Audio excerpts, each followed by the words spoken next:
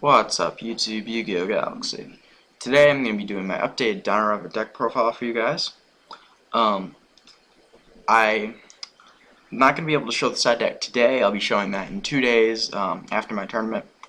But I can show the main deck. I was able at my last locals to pick up some Ds, and I did at my last locals make the foolish mistake of dropping Dimensional Prison over Snowman Eater for D. I did realize that during and after the tournament, and I did rectify that. And I made changes to make the deck have a lot more synergy, and I feel this is a much more stable and consistent build than my last couple of builds. It's always been pretty consistent for me, but this is by far the most consistent I've had the build ever. I've known D was great for it, but I've never had Ds, so. But I was able to pick up some, so yeah. But into the deck profile. 2 Rescue Rabbits and 2 Tour Guide, standard stuff. The 6 vanillas, they're good for baiting out traps. A lot of the time you can bait out traps, or they'll just lose because they don't have the traps, and you're able to make a Logia by just playing a really slow grind game. That's not really conventional this format, but you do have enough back row, so you kind of even can do it in this format. It's a lot harder though. 3 Guaibas. Guaiba is really good with Lance. It's good for attacking over defense position monsters. Overall, good card. Lets you make Dolka and Logia really fast. It just gives you another outlet into that, and any outlet to make Logia or Dolka is really good.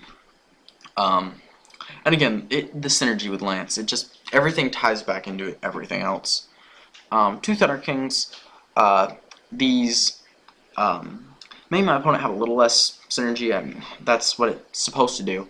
It's supposed to wreck the Prophecy matchup, and it does that. I mean, if you open Thunder, not last locals, but the locals before that, I did play a Prophecy player, and in game 2, I opened Thunder King, and just Thunder King won the game.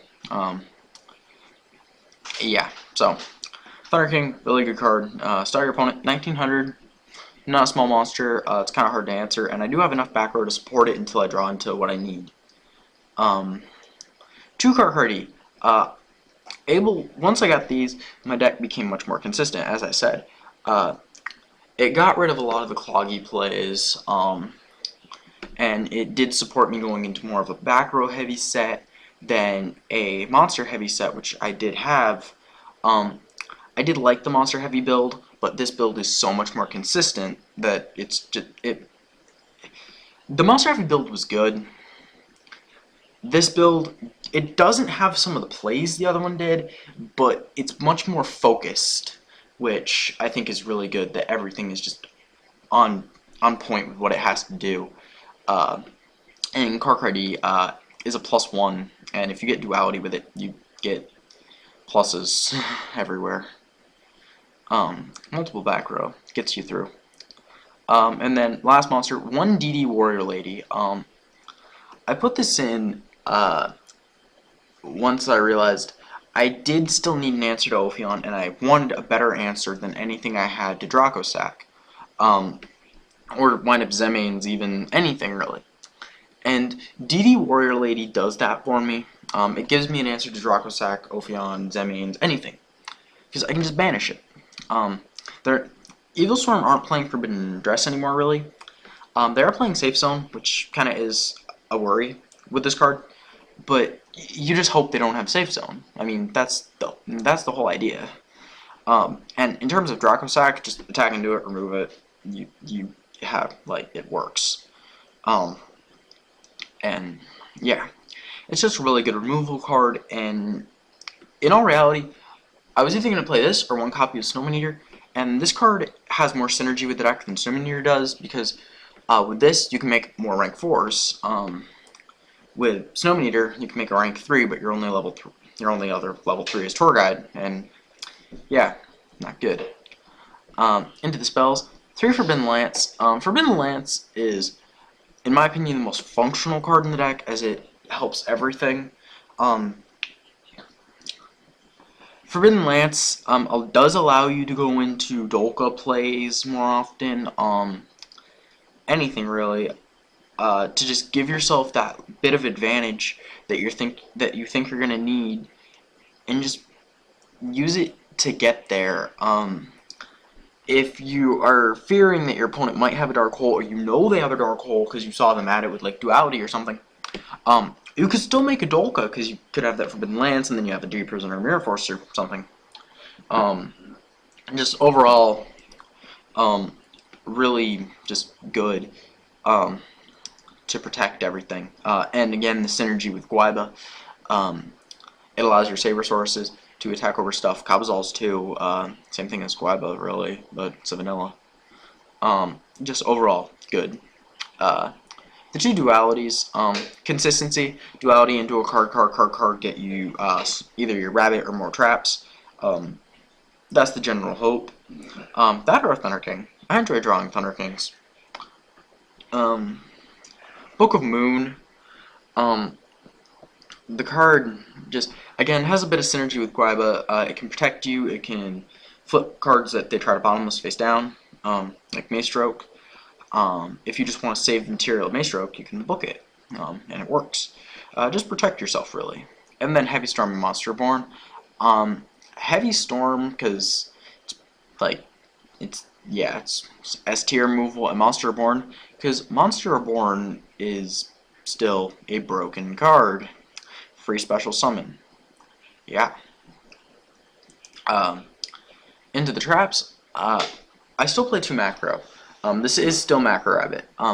And I did decide I wanted to play Macro Rabbit because my playstyle is I want to be able to gain not a huge advantage on my opponent, but gain an advantage and have them be in a bad situation to start with, so already have 1 foot in the grave, and then my advantage be enough to push for the win.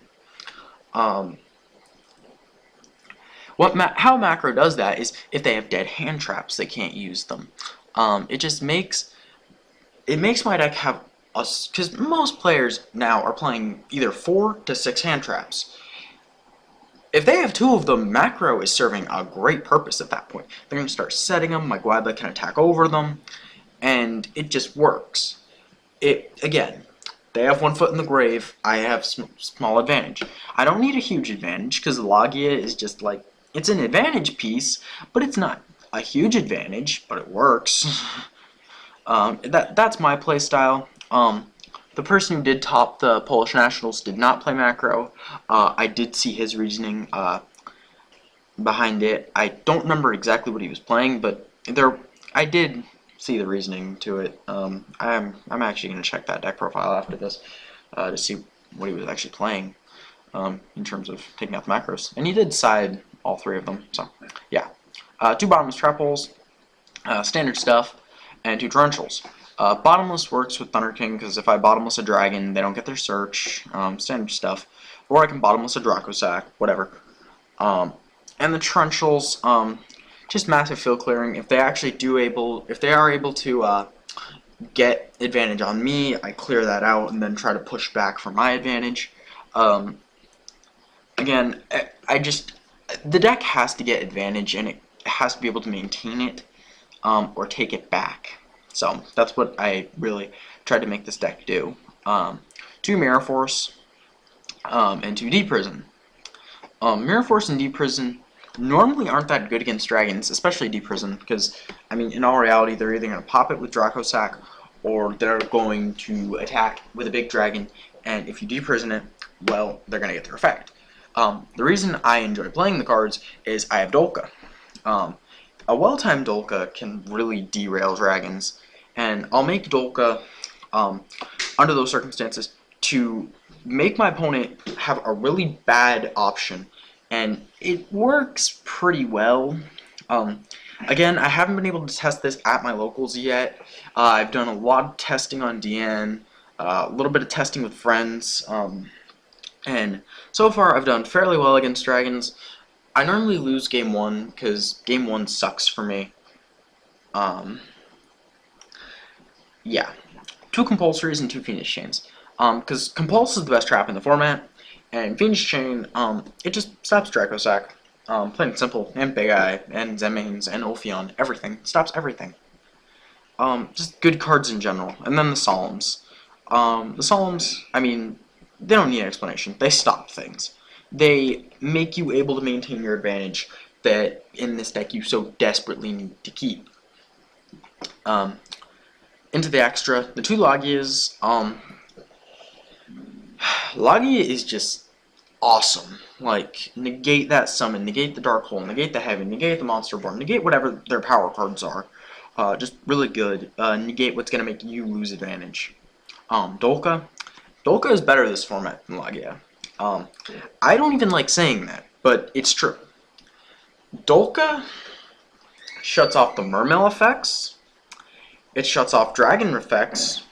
Shuts off Prophecy effects. Not the spell cards, but it does shut off their effects. Like High Priest of Prophecy if they play Spellbook Magician. Jaugen. All that. Just really good overall. And I can protect it with Lance again, tying back into that. One Shockmaster, because Shockmaster is God this format. I mean, quite literally. If you drop a Shockmaster and you don't win, you are doing something wrong. I mean, if you don't, and I mean game 2, not game 1. If you go game 2 and you drop a Shockmaster and you know you're playing against spellbooks, call spells, you should be winning that game. I see no reason to lose that game other than they just rip Jaugen, but there's no other reason they should win. And Dragon Ruler, you call monster effects, and again, rip Dark Hole. There are ways, but you still shouldn't lose. And I love how DN has his prices 0. One Black Ship of Corn. Oh, they did it with him too. Nope, they just did it with these guys. Black Ship of Corn. Black Ship allows you to like get rid of just weird cards. It has synergy with Lance on multiple levels to where you can protect it and where you can Lance a card down in attack and then Black Ship it away. If your opponent has a Dracosack, you Forbidden Lance the Dracosack, you special your Black Ship, detach, get rid of their Dracosack, they take 1,000, you just got rid of a problem. And you didn't actually have to commit too much cards to it. If you had Rabbit Lance, you used 2 cards. One Photon Papal, just a quick way to get the damage in. I mean, yeah. Maestroke, good defensive. Fairy King Albrecht, in case I have to play under Gozen, because it sucks. I hate playing under Gozen match. It's the worst thing ever. But this card makes it a little bearable. A little.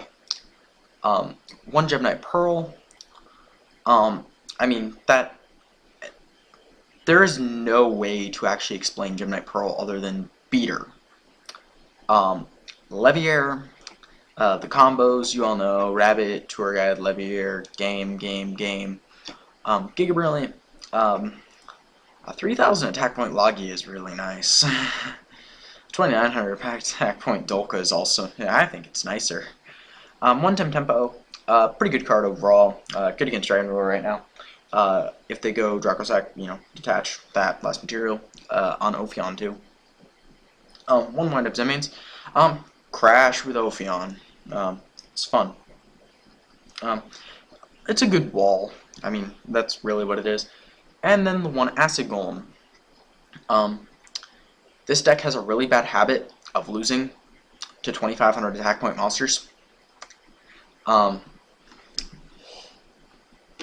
mean, see Ophion, because it's being dropped everywhere, but yeah. That's my deck profile. That's how everything ties together.